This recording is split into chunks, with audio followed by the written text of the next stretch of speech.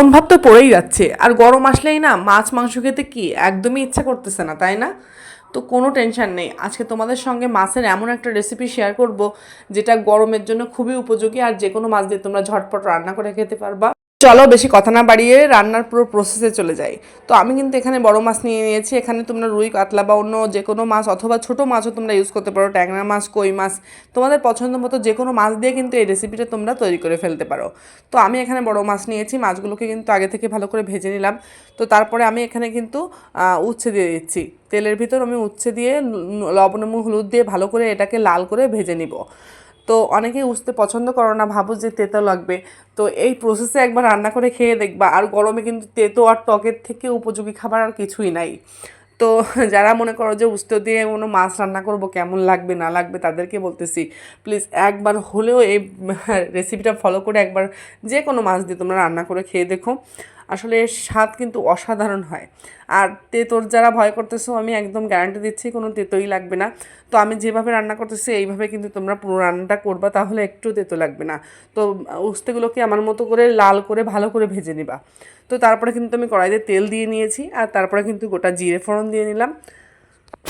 জিরেগুলো যখন এরকম লাল ভাব হয়ে যাবে, ভাজা হয়ে যাবে ভালো করে, তখন কিন্তু এখানে পেঁয়াজ আর ঝাল আমি দিয়েছি। আর তেঁতোর তরকারিতে কিন্তু বেশি ঝালের প্রয়োজন নেই। আমি কিন্তু এখানে বেশি ঝাল দিইনি, 3টা ঝাল দিয়েছি। আরও যেহেতু আমার ছেলে ছোটো, ও বেশি ঝাল খেতে পারে না, আমি কিন্তু আমার ছেলেকেও এই ঝোলটা খাওয়াই। ও কিন্তু মানে একদমই তেতো বলে না। তো যেখানে একটা বাচ্চা খেতে পারে সেখানে আশা করি তোমরা প্রত্যেকে খেতে পারবা। যাই হোক, তো আমি কিন্তু পেঁয়াজ ঝাল দিয়ে দেওয়ার পরে কিন্তু আলুটা দিয়ে দিয়েছি। আর তারপরে কিন্তু আমি একটু জিরে বাটা এখানে ইউজ করতেছি। আমি এখানে কিন্তু তেমন কোনো মশলা ইউজ করবো না, একটু পেঁয়াজ কুচি আর জিরে বাটা, ব্যাস। তারপরে কিন্তু আমি পরিমাণ মতো হলুদ এবং লবণটা দিয়ে দেবো। লবণটা দিয়ে কিন্তু ভালো করে কিছুক্ষণ একটু কষে নিব। তো এখানে আমি এক্সট্রা তেমন কোনো মশলা ইউজ করিনি।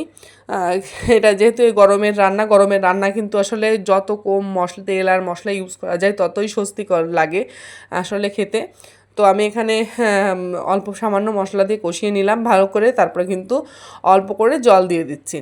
আর এখনও কিন্তু যেহেতু আলু এখনও নতুন আলুটাই রয়েছে, মানে বেশি টাইম লাগে না নতুন আলু যেহেতু সেদ্ধ হতে। আর আমি যেহেতু আলুর সাইজটা একটু চিকন করেই কেটেছি, এই জন্য কিন্তু জলের পরিমাণটা কম করে দিয়েছি। তো ঝোলটা যখন ফুটে উঠেছে এ পর্যায়ে কিন্তু আমি আগে থেকে ভেজে রাখা মাছ এবং উস্তেটা দিয়ে দিলাম। ফুটে উঠেছে বলতে এই পর্যায়ে কিন্তু আলুটা সেদ্ধ হয়ে গেছে।